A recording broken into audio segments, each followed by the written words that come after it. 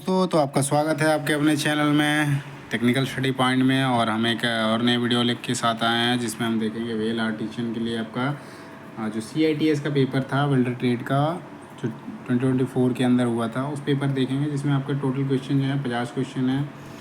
और ये इस 50 क्वेश्चन में आपके ट्रेड थ्योरी के जो क्वेश्चन है 38 क्वेश्चन है, वर्कशॉप कैलकुलेशन एंड साइंस के जो हैं 6 क्वेश्चन है, और आपका इंजीनियरिंग ड्राइंग का जो है वो आपका 6 क्वेश्चन है। तो टोटल आपके 50 क्वेश्चन हो जाते हैं।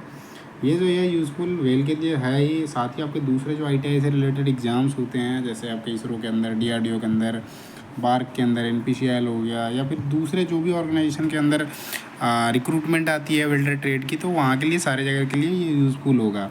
और एक चीज़ मैं आपको बताना चाहूँगा कि जो प्रीवियस ईयर के क्वेश्चन होते हैं ना, प्रीवियस ईयर के क्वेश्चन जो होते हैं वो रामबाण होते हैं या ब्रह्मास्त्र कह लो, वो होते हैं, उनका कोई तोड़ ही नहीं है, क्योंकि वो चीज़ें रिपीट होती है बार बार। इसलिए हम प्रीवियस ईयर क्वेश्चन को सबसे पहले देखना बहुत ही आवश्यकता है। तो हम क्या करते हैं, पहले क्वेश्चन से स्टार्ट करते हैं। ओके, तो ये आपका जो है CITS के अंदर पेपर हुआ था उसका है ना। और ये जो है आपका बाइलिंगुअल है, आपका हिंदी में भी है और इंग्लिश में भी है। तो जिसको आपको समझने में आसानी हो, जिनको दिक्कत होगा लैंग्वेज का थोड़ा सा होता है कि हिंदी में ना, इंग्लिश में ना समझ में आ रहा हो, उनके लिए हिंदी में दिखा हुआ है, तो इंग्लिश वालों को और हिंदी वालों को भी किसी प्रकार की कोई समस्या नहीं होगी, है ना। तो स्टार्ट करते हैं पहले क्वेश्चन से। थोड़ा जूम आउट कर देता हूँ, जूम कर देता हूँ जिससे आपको दिखाई दे क्लियर, है ना। तो पहला क्वेश्चन है आपका, विच type of electrode pickup moisture easily, है ना। तो किस प्रकार के इलेक्ट्रोड जो होता है नमी को आसानी से सोख लेते हैं, तो वो जो होता है आपका बेसिक कोटेड इलेक्ट्रोड जो होते हैं वो नमी को आसानी से सोख लेते हैं ना। तो चौथा जो है आपका राइट आंसर हो जाएगा। सेकंड क्वेश्चन में आते हैं। तो सेकंड क्वेश्चन आपका है, अच्छा यहाँ पे सारे आपके ट्रेड थ्योरी के क्वेश्चन है। पहले ट्रेड थ्योरी का 38 क्वेश्चन है, फिर बाद में आपका वर्कशॉप कैलकुलेशन साइंस है, फिर आपका इंजीनियरिंग ड्राइंग का।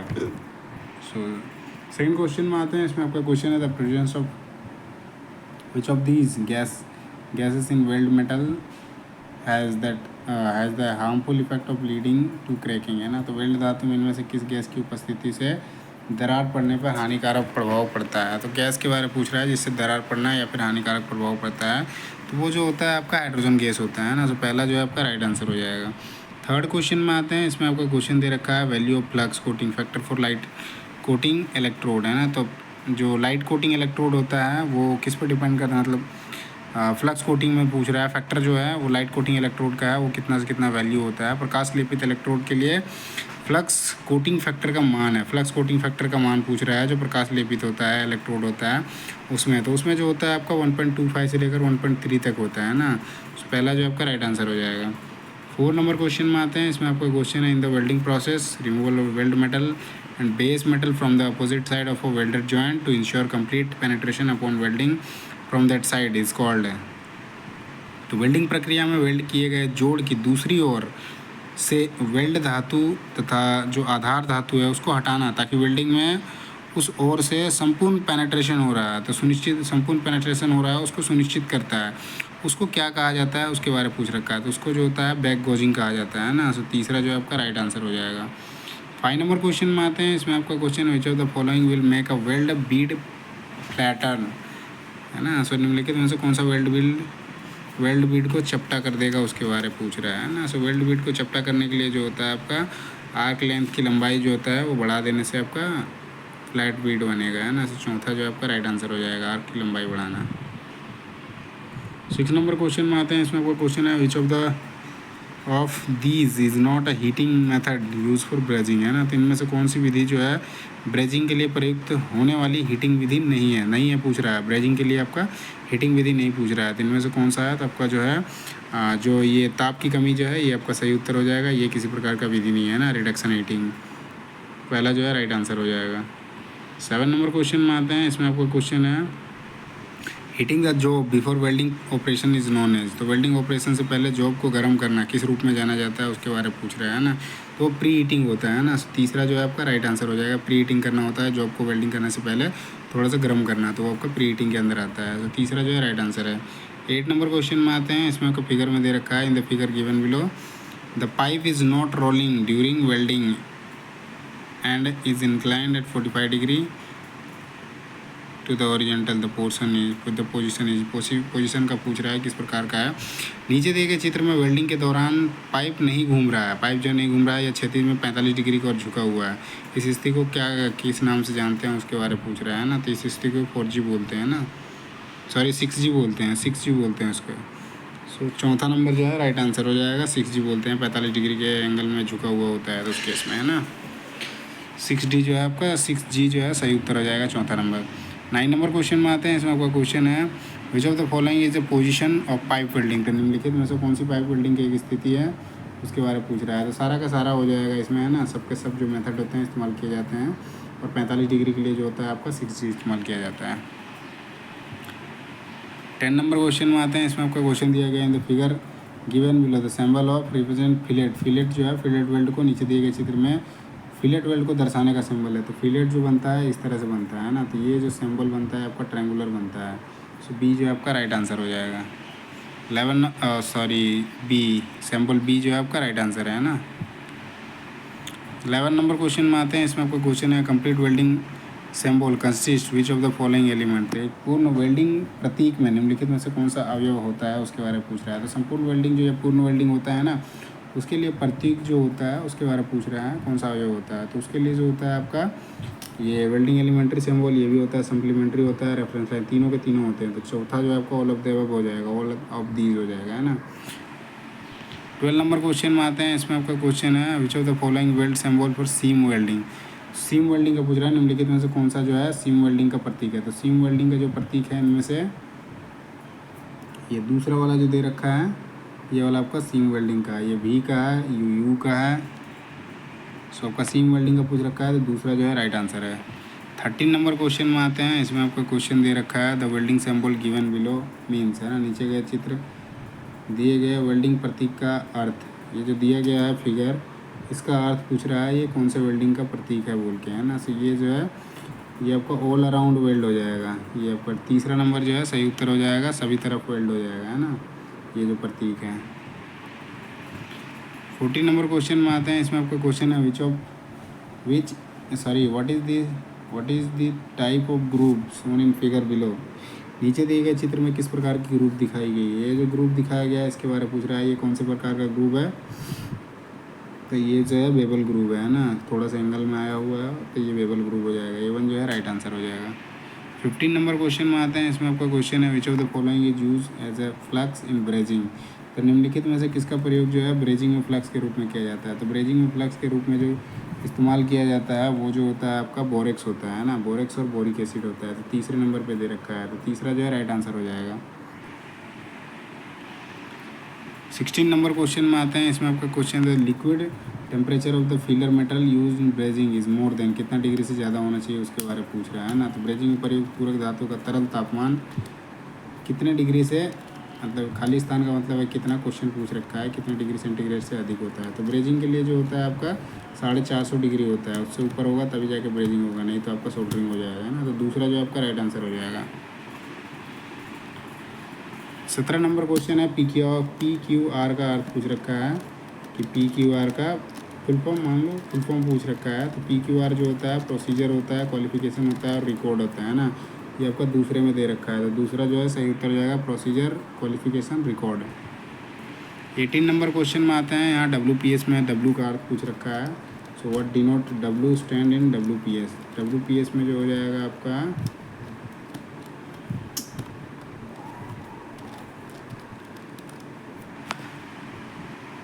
WPS का जो फुल फॉर्म होता है आपका वेल्डिंग प्रोसीजर स्पेसिफिकेशन होता है ना। सो W का पूछ रखा है तो वेल्डिंग हो जाएगा, तीसरा जो आपका राइट आंसर हो जाएगा। और WPS का फुल फॉर्म हो जाएगा welding procedure specification. 19 number question में आते हैं। इसमें आपका क्वेश्चन है थर्मिट वेल्डिंग बेसिकली इन्वॉल्व, है ना। थर्मिट वेल्डिंग में मूल रूप से क्या शामिल होता है उसके बारे में पूछ रहा है। थर्मिट वेल्डिंग जो होता है उसमें आपका केमिकल रिएक्शन होता है ना, रासायनिक प्रक्रिया होता है, उसके द्वारा मूल रूप से रासायनिक प्रक्रिया होता है जिससे आपका वेल्डिंग करा जाता है ना। सो दूसरा जो है आपका राइट आंसर हो जाएगा। 20 नंबर क्वेश्चन में आते हैं। इसमें आपका पूछ रखा है which of the following is an advantage of MIG welding, है ना। तो निम्नलिखित में से कौन सा मिग वेल्डिंग का एक लाभ है। तो मिग वेल्डिंग का लाभ जो होता है ये थिक और thin material can be welded, welding in all position can be done. ये आपके तीनों के तीनों जो हैं वो सही हो जाएंगे। डिपोजिशन रेट इज़ हाई, तीनों। मिक्स मेटल जो बेसिकली होता है मेटल इनर्ट गैस का होता है ना, वो मिग वेल्डिंग होता है, उससे वेल्डिंग करा जाता है। तो सारे के सारे इसमें आपके लाभ होते हैं। पतले और मोटे जो पदार्थ के वेल्ड हैं उसको भी किया जा सकता है वेल्डिंग, सारे पोजीशन में भी किया जा सकता है और हाई रेट उच्च नीचे दर भी इसमें होती है ना। तो सारे के सारे जो हैं सही उत्तर हो जाएगा चौथा नंबर। 21 नंबर क्वेश्चन में आते हैं। इसमें आपका क्वेश्चन है which part of CO2 carbon dioxide welding set control the speed of wire electrode and provide the path for welding current and gas flow, है ना। तो CO2 वेल्डिंग सेट का कौन सा हिस्सा जो होता है तार इलेक्ट्रोड की गति को नियंत्रित करता है और वेल्डिंग धारा और गैस प्रवाह के लिए पथ प्रदान करता है। तो वो जो होता है आपका वायर फीडर होता है ना, जिससे क्या होता है कि इलेक्ट्रोड को गति जो होता है नियंत्रित होता है और साथ ही गैस प्रवाह को गैस प्रवाह के लिए जो है एक रास्ता देता है ना। सो वायर फीडर जो है राइट आंसर हो जाएगा। सेकंड आंसर है ना। 22 नंबर क्वेश्चन में आते हैं। इसमें आपका क्वेश्चन है which of the following is a basic equipment for CO2 welding setup, है ना। तो निम्नलिखित में से कौन सा CO2 carbon dioxide welding setup के लिए मूल उपकरण है। कार्बन डाइऑक्साइड वेल्डिंग के लिए मूल उपकरण जो होता है आपका सेटअप में वो जो होता है वायर फीडर होता है, वेल्डिंग गन होता है और वेल्डिंग पावर सोर्स, तीनों के तीनों हो जाएंगे। सारा जो है सही होगी, सही ऑल ऑफ दीज जो है सारे सही उत्तर है ना। 23 नंबर क्वेश्चन में आते हैं। इसमें what does FCAW stand for. तो मतलब FCAW का फुल फॉर्म पूछ रखा है। FCAW का जो फुल फॉर्म होता है फ्लक्स कोड आर्क वेल्डिंग होता है ना। ये आपका पहले में ही दे रखा है flux code arc welding. 24 number question में आते हैं। इसमें आपका क्वेश्चन है इसमें flux core arc welding the deposition efficiency generally between, है ना। तो इसमें FCAW में जो निक्षेपण होता है उसका मतलब निक्षेपण दक्षता जो होता है सामान्य कितना % के बीच के होता है उसके बारे में पूछ रहा है। तो उसमें जो होता है आपका 80 से 86% होता है ना। चौथा जो है आपका राइट आंसर हो जाएगा। 25 नंबर क्वेश्चन देखते हैं। इसमें आपका क्वेश्चन है combustion of oxygen plane product कितने डिग्री सेंटीग्रेड टेम्परेचर। तो ऑक्सीजन ज्वाला के दहन से लगभग कितने डिग्री तापमान उत्पन्न होता है उसके बारे में पूछ रहा है ना। तो मैक्सिमम जो है ना आपको वही हो जाएगा 3100 से 3300। ऑक्सीजन का होता है 3300 का लिखता है, तो 3100 से 3300 तीसरा जो दे रखा है वो सही उत्तर हो जाएगा। अगले क्वेश्चन पे आते हैं 26 नंबर पे। इसमें आपका क्वेश्चन है figure below shown 3 technique of MIG welding. 3 technique दिखाया गया मिग वेल्डिंग का, name the correct order from left to right, है ना। नाम पूछ रहा है जो आपका बाएं से दाहिने लिख रखा है उसका नाम पूछ रहा है क्या नाम है बोल के, है ना। तो ये जो है आपका ये वाला ये आपका पुश टेक्निक है, ये आपका गन परपेंडिकुलर बोलते हैं और ये आपका पुल टेक्निक है ना। तो ये पहले में ही दे रखा है पुश टेक्निक, गन परपेंडिकुलर और आपका पुल टेक्निक। पुल तकनीक है, गन लंबवत है और खींचने की तकनीक है ना। A1 जो है आपका राइट आंसर हो जाएगा। 27 नंबर क्वेश्चन में आते हैं। इसमें आपका क्वेश्चन है the distance of welding wire projects from the end of the nozzle of the welding gun in MiG welding is called. तो मिग वेल्डिंग में वेल्डिंग तार की नोजल के अंत से वेल्डिंग तार परियोजना की दूरी को क्या कहा जाता है उसके बारे में पूछ रहा है ना। तो उसको जो होता है जो दूरी होती है उसको बोला जाता है स्टिक आउट। दूसरा जो है आपका राइट आंसर हो जाएगा स्टिक आउट। 28 नंबर क्वेश्चन में आते हैं। इसमें आपका क्वेश्चन है welding process is normally faster to do. तो कौन सी वेल्डिंग प्रक्रिया में जो होता है आमतौर पर तेज़ी से की जा सकती है उसके बारे में पूछा है। तो जनरली मतलब तेज़ी से करने के लिए वेल्डिंग जो टेक्निक होती है इस्तेमाल किया जाता है वो आपका मिग वेल्डिंग होता है ना। सो आपका दूसरा जो है सही उत्तर हो जाएगा। 29 नंबर क्वेश्चन में आते हैं। इसमें आपका क्वेश्चन है विच type of power source is use in CO2 welding. तो कार्बन डाइऑक्साइड वेल्डिंग में किस प्रकार का शक्ति स्रोत का उपयोग किया जाता है उसके बारे में पूछा है ना। तो CO2 में जो होता है आपका जो पावर सोर्स का इस्तेमाल किया जाता है वो आपका कांस्टेंट वोल्टेज होता है ना, स्थिर वोल्टेज। पहला जो है आपका राइट आंसर हो जाएगा। 30 क्वेश्चन में आते हैं। इसमें आपका क्वेश्चन है which of the following another name of CO2 welding. Carbon dioxide welding का जो होता है दूसरा नाम वो क्या होता है। तो आपका टिग वेल्डिंग होता है, सॉरी मिग वेल्डिंग होता है ना। MiG metal inert gas tungsten inert gas, ये आ जाएगा टिग ही हो जाएगा ना, मिग का ऑप्शन तो है नहीं। तीसरा जो है सही उत्तर हो जाएगा टिग वेल्डिंग। सॉरी मिग ही होगा ना, मिग है नहीं, मैग है मेटल ऑर्गन, ये आपका दूसरा हो जाएगा मैग वेल्डिंग हो जाएगा ना, ये मिग होना चाहिए मेटल आर्क। चलिए नेक्स्ट क्वेश्चन में आते हैं 31 नंबर पे, वो याद नहीं आ रहा है मुझे, है ना। 31 नंबर क्वेश्चन है, which statement is not true about MiG welding. तो मिग वेल्डिंग के विषय में कौन सा कथन जो है सत्य नहीं है, मतलब गलत पूछ रहा है, कौन सा है गलत है। हाई स्पीड वेल्डिंग सही है, नो स्लैग ये भी सही है, आर्क नॉट विजिबल यही गलत है आपका, आर्क दिखाई देता है उसमें है ना। साउंड वेल्ड ये भी सही उत्तर है, तो ये गलत जो है ये आपका है arc not visible.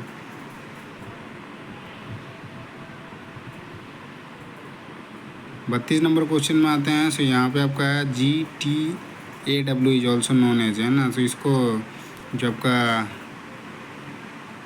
Tungsten arc welding है, गैस टंगस्टन आर्क वेल्डिंग को किस और नाम से जाना जाता है उसके बारे में पूछ रहा है ना।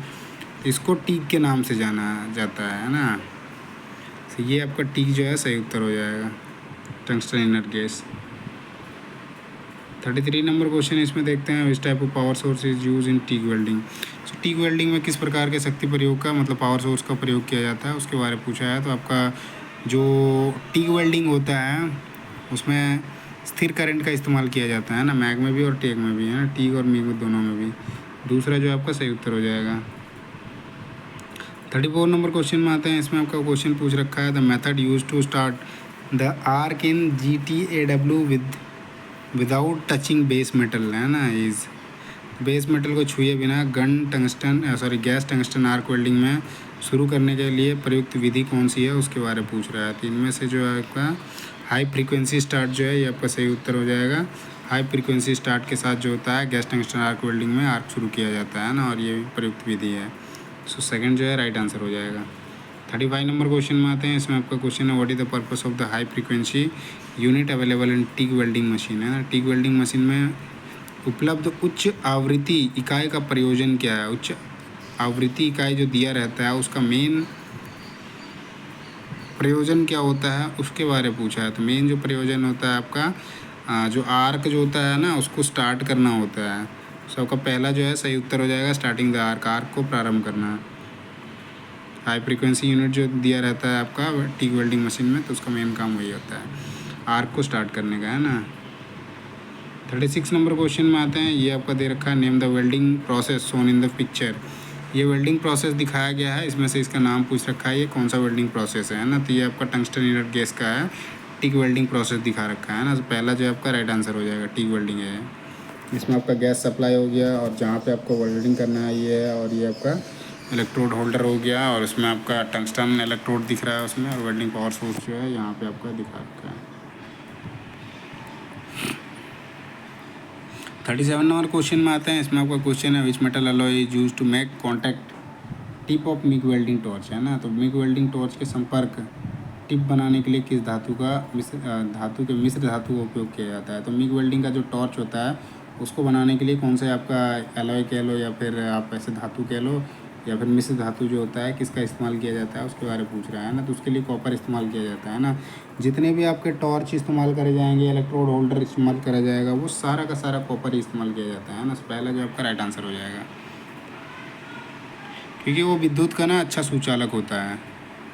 38 नंबर पे आते हैं। सो यहाँ पे आपका क्वेश्चन है, name the modes of metal transfer in the following figure from left to right in correct order. से निम्नलिखित में से धातु स्थानांतरण के तरीके को बाएं से दाएं क्रम में रखा है। इधर से इधर जो दिखा रहा है उसके बारे में नाम पूछ रखा है ना। तो सबसे पहले में जो कर रहा है आपका, इसमें तो शॉर्ट सर्किट हो रहा है ना, पहले में शॉर्ट सर्किट है ना, शॉर्ट सर्किट का ये ऑप्शन है। उसके बाद ये दूसरा वाला जो है ये आपका ग्लोबर है ना, ये आपका दे रखा है इसमें है ना, short circuit then globular then ये स्प्रे कर रहा है। सो आपका चौथा नंबर जो है आपका सही उत्तर हो जाएगा। शॉर्ट सर्किट है पहले, फिर ग्लोबर है, फिर आपका स्प्रे है ना। राइट आंसर 4 नंबर हो जाएगा। 39 नंबर से देखते हैं। यहाँ से आपके वर्कशॉप कैलकुलेशन एंड साइंस के क्वेश्चन स्टार्ट हो रहे हैं। सो यहाँ पे क्वेश्चन है, what is the weight of each metal, ABC दे रखा है, अलोइंग एलिमेंट। टोटल जो है आपका तीनों का मिला के 357 kg है, जिसमें से आपका रेशियो दे रखा है इनका, एक 2 है, एक 5 है, एक 7 है ना। तो सारे को बताना है एक एक करके कि कितना कितना आ रहा है। तो हम लिखते हैं 357 टोटल है ना, और तीनों को मिला के 7 5 12 और 2 14 आ रहा है। तो ये पॉइंट में जाएगा, पॉइंट में कितने हैं, सारे के सारे पॉइंट में ये काट देते हैं इसको, तो आ जाता है आपका 14 दूनी 28 7 77 हो गया ना। 14 पचे 70, 14 पचे 70, तो 25 दूनी 50, 51, किस में 51, 2 ऑप्शन में 51 है ना। और 25 पचे 125 और 5 पचे 25, 127.5 ये आपका 2 ऑप्शन में है। ये दोनों ऑप्शन में ना सेम दे रखा है यूनिट।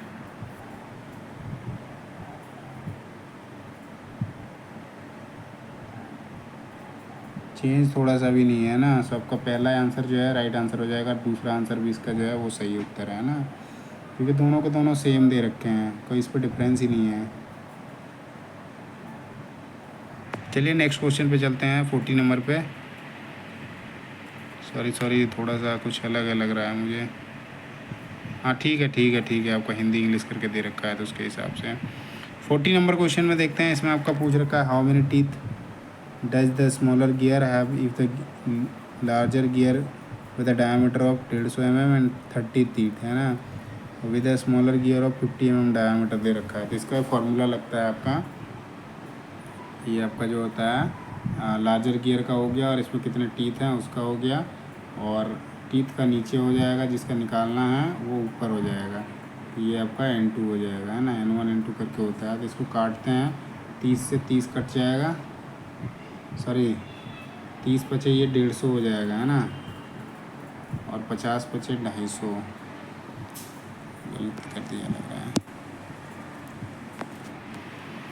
इसका फॉर्मूला ऐसे नहीं आएगा, 150 बटा 30 इंटू उल्टा हो जाता है 50 बटा 100 हो जाएगा, है ना। या फिर इसको ऐसे लिख सकते हो,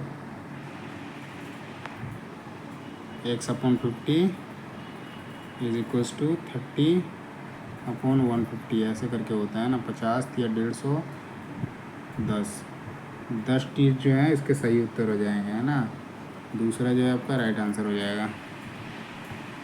इसमें मेन क्या होना है ना कि आपका देखो, इसमें एक है 150 mm का दे रखा है, और उसमें 30 टीथ हैं, तो इसमें कितना हो जाएगा, 5 हो जाएगा, 5 हो जाएगा। दूसरे में कुछ है ही नहीं, तो 50/100 हो जाएगा, ये 1/5 हो जाएगा, और 1/50 हो जाएगा।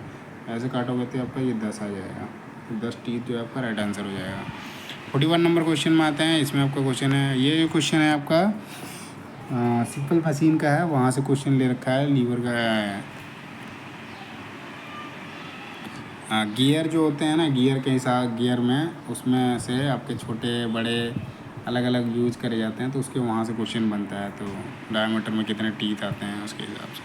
41 नंबर क्वेश्चन में देखते हैं। इसमें आपका क्वेश्चन है, what is the ratio of 4 kg to 800 gram. 4 kg से 800 ग्राम का अनुपात क्या है। 4 kg मतलब 4000 ग्राम हो जाएगा, बटा 800 ग्राम, तो 5:1 का हो जाएगा। 5:1 का पहले में दे रखा है ना, तो पहला जो है राइट आंसर हो जाएगा। 42 नंबर क्वेश्चन में आते हैं। इसमें आपका क्वेश्चन है, which mechanical property of metal does not break while twisting और बेंडिंग, है ना। तो धातु का वो कौन सा यांत्रिक गुण होता है जिसे मोड़ने या झुकने पर नहीं टूटता है। सो वो जो होता है आपका मेलेबिलिटी में चादर बनाई जाती है ना,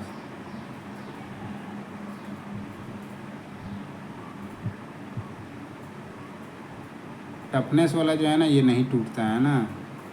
ट्विस्ट करो या फिर बेंड करो, मोड़ने पे या झुकने पे नहीं टूटता है। तो मोड़ के इसमें हुक्स बनाए जाते हैं, क्रेन हुक्स वगैरह बनाए जाते हैं ना। सो तीसरा जो आपका राइट आंसर हो जाएगा। 43 नंबर क्वेश्चन देखते हैं। इसमें आपका क्वेश्चन है, which metal is use to make permanent magnet. स्थायी चुंबक बनाने के लिए किस धातु का उपयोग किया जाता है। तो स्थायी चुंबक बनाने के लिए जो होता है आपका कोबाल्ट का इस्तेमाल किया जाता है ना। थर्ड जो है आपका राइट आंसर हो जाएगा। 44 नंबर क्वेश्चन देखते हैं। इसमें आपका क्वेश्चन है, what is the combination of bronze metal. कांस्य धातु का संयोजन क्या होता है। तो कॉपर और टीन का होता है। तो दूसरा जो आपका राइट आंसर हो जाएगा, तांबा और टीन का, उससे आपका ब्रॉन्ज मतलब कांस्य धातु बनाई जाती है। 45 नंबर क्वेश्चन आते हैं। यहाँ से आपका जो क्वेश्चन बनता है, ड्राइंग का क्वेश्चन बनता है। सिर्फ फिगर दे रखा है और इस फिगर का नाम पूछ रखा है, ये किस चीज़ का फिगर को दिखा रहा है ना। तो ये जो है ना, ये इस शेप में है, तो ये आपका इलिप्स होता है, दीर्घवृत्त बोलते हैं ना। दूसरा जो आपका राइट आंसर हो जाएगा। ये जो सरफेस यहाँ पे पेंट कर रखा है ना, उसके बारे में पूछ रहा है। ये आपका इलिप्स के शेप में दिख रहा है, दीर्घवृत्त के समान, है ना। 46 नंबर क्वेश्चन आते हैं। इसमें से आपका क्वेश्चन है what is the name of section part shown in the figure. चित्र में दिखाया गया अनुभाग भाग का नाम क्या है। इस पार्ट का नाम पूछ रखा है, इस पार्ट का नाम क्या है। सो ये जो है हाइपरबोला है ना। हाइपरबोला क्या बनता है, इस तरह से बनता है, ऐसे बनता है ना, ऐसे आता है और इसी शेप में ये आ रहा है। इसको यदि ऐसे कर दूं तो इस शेप में आ रहा है ना, ये आपका हाइपरबोला हो जाएगा। तीसरा जो है सही उत्तर हो जाएगा। 47 नंबर क्वेश्चन देखते हैं। इसमें आपको चित्र में दिखाया गया है सेक्शनल पार्ट, इसका नाम पूछ रखा है, ये वाला का नाम पूछ रखा है ना। तो ये जो होता है आपका, ये आपका पैराबोला होता है। चौथा जो है सही उत्तर हो जाएगा। पैराबोला और हाइपरबोला में थोड़ा सा डिफरेंस मिलेगा आपको। इसमें जैसे ये दिखा रहा है ना, ये वाला, और इसी तरह से, लेकिन इसमें पूरा डाल रखा है। हाइपरबोला और पैराबोला में थोड़ा लंबाई का डिफरेंस हो जाता है। ये थोड़ा बड़ा दिखता है और हाइपरबोला में थोड़ा छोटा दिखता है ना। 48 नंबर क्वेश्चन में आते हैं। इसमें आपको क्वेश्चन है which method use to draw ellipse in the figure shown. In the figure shown है ना, चित्र में दिखाया गया दीर्घवृत्त खींचने के लिए किस विधि का उपयोग किया गया है। इसमें मेथड पूछ रखा है, कौन से मेथड का इस्तेमाल किया गया है। ये इलिप्स बेसिकली ये वाला है, ये वाला जो है ये आपका इलिप्स है। तो इसके लिए जो मेथड इस्तेमाल किया गया है वो कौन सा इस्तेमाल किया गया है। एक देखोगे, एक तो पहले नीचे अंदर वृत्त है और दूसरा जो है बाद में वृत्त है ना।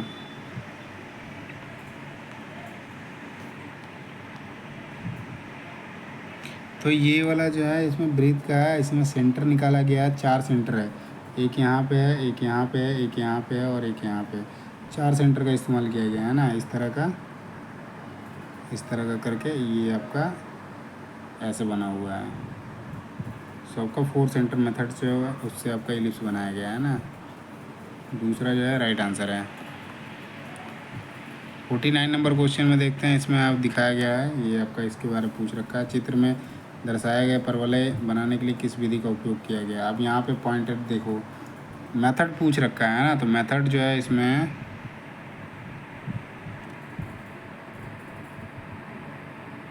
टेंजेंट नहीं है, ऑफसेट नहीं है, रेक्टेंगल भी नहीं है। तो ये आपका ऑर्डिनेट मेथड हो जाएगा ना। पहला जो है सही उत्तर हो जाएगा। ये भी हाइपरबोला बन रखा है ना।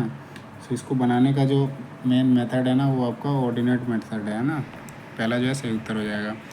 नेक्स्ट क्वेश्चन आते हैं 50 नंबर क्वेश्चन में। तो यहाँ पे आपका क्वेश्चन है which method use to draw parabola. Parabola in the figure shown है ना। चित्र में दर्शाया गया है परवलय बनाने के लिए किस विधि का उपयोग किया गया है। ऊपर देखा था हाइपरबोला का, अब ये है पैराबोला का। तो इसमें जो मेथड इस्तेमाल किया गया है इसके बारे में पूछ रहा है। तो ये जो है आपका टेंजेंट मेथड है, मतलब जिसको स्पर्श रेखा वाला मेथड बोलते हैं ना, वो वाला है ना। जैसे ये इधर से जा रहा है, यहाँ से जा रहा है, फिर यहाँ से इनके एक एक पॉइंट लेते गया है और ऐसे बनाया गया है। आपका टेंजेंट मेथड, ये आपका तीसरे नंबर में है ना। सो ये जो है आपका तीसरा नंबर। और यहाँ पे आपके 50 क्वेश्चन जो हैं, 50 क्वेश्चन टोटल कंप्लीट होते हैं। आपको पीडीएफ चाहिए होगा तो पीडीएफ जो है आपका टेक्निकल स्टडी पॉइंट पे है, टेलीग्राम चैनल है, उसमें अपलोड कर दूंगा, तो वहाँ से आप डाउनलोड कर सकते हैं ना। टेलीग्राम चैनल का लिंक के लिए आपका यूट्यूब के प्रोफाइल में जाओगे तो वहाँ पे मिल जाएगा। वहाँ से आप डायरेक्टली लिंक को क्लिक करोगे तो आप डायरेक्टली कनेक्ट हो सकते हो, है ना। इसमें क्या है, आपका आंसर की दिया हुआ है, तो आप खुद से चेक कर सकते हो खुद से, है ना। ये आपका आंसर की है और इस पर दिया हुआ है। तो इसके लिए आपको पीडीएफ की ज़रूरत पड़ेगी, तो पीडीएफ आप टेक्निकल स्टडी पॉइंट से ले सकते हो। सो इस वीडियो में इतना ही करते हैं। और वीडियो कैसा लगा ज़रूर बताइएगा। और वीडियो अच्छा लगे तो वीडियो को लाइक करें, चैनल को सब्सक्राइब करें, साथ ही अपने दोस्तों के साथ शेयर करना ना भूलें। धन्यवाद। जय हिंद।